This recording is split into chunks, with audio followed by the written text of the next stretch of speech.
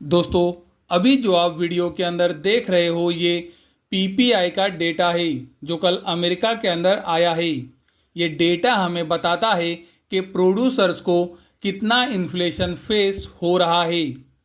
Video के अंदर आप देख सकते हो मार्केट के अंदर ये एक्सपेक्टेशन था कि पीपीआई 1.6% पे आ सकता है, लेकिन ये एक्चुअल में आया है 1.8% पे। यानी कि प्रोड्यूसर्स को जो इन्फ्लेशन फेस होता है वो बड़ा है।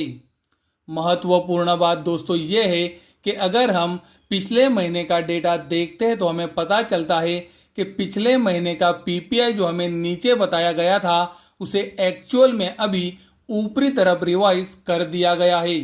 यानी कि पिछले महीने भी पीपीआई बढ़ के आया था, यानी कि प्रोड्यूसर इन्फ्लेशन बढ़ के आया था। तो दोस्तों, पिछले 2 महीने का डेटा हमें ये यही बता रहा है कि इन्फ्लेशन अमेरिका के अंदर अभी बढ़ रहा है। उसी तरह से दूसरा महत्वपूर्ण डेटा आया था कोर पीपीआई का, और आप देख सकते हो ये डेटा भी मार्केट के एक्सपेक्टेशन से ऊपर है। मार्केट के अंदर ये एक्सपेक्टेशन था कोर पीपीआई 2.7% पे आ सकता है, लेकिन ये आया है 2.8% पे। फिर से एक बार महत्वपूर्ण बात यह है कि पिछले महीने का डेटा जो नीचे की तरफ हमें बताया गया था ये महीने उसे ऊपरी तरफ रिवाइज कर दिया गया है। यानी कि कोर पीपीआई को भी ऊपरी तरफ लाया गया है, जो ये क्लियर इंडिकेट करता है कि कोर पीपीआई भी पिछले हफ्ते ऊपर था। तो दोस्तों, कोर पीपीआई उसी तरह से पीपीआई जो हमें प्रोड्यूसर इन्फ्लेशन के बारे में बताता है, ये दोनों डेटाज एक्सपेक्टेशन से ऊपर है, जो गोल्ड सिल्वर के लिए निगेटिव है और डॉलर इंडेक्स के लिए पॉजिटिव है।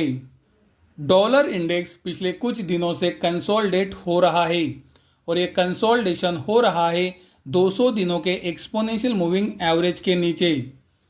तो ये देखना बहुत ही ज़रूरी हो जाता है कि डॉलर इंडेक्स यहाँ से नीचे जाता है कि ऊपर जाता है।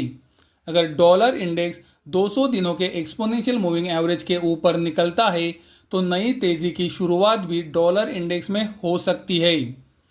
गोल्ड के अंदर पिछले 2 दिनों में बहुत ही अच्छी तेज़ी ऊपरी तरफ बनी है और कल की क्लोजिंग भी स्ट्रॉन्ग है, लेकिन ये तेज़ी के अंदर गोल्ड के डेली चार्ट के ऊपर निगेटिव डाइवर्जेंस बनने के संकेत आ रहे हैं।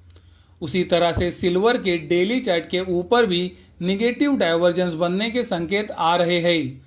तो कृपया ये बात को ध्यान में रखें कि गोल्ड सिल्वर के अंदर अभी जो ये तेज़ी बन रही है ये निगेटिव डाइवर्जेंस के साथ बन रही है।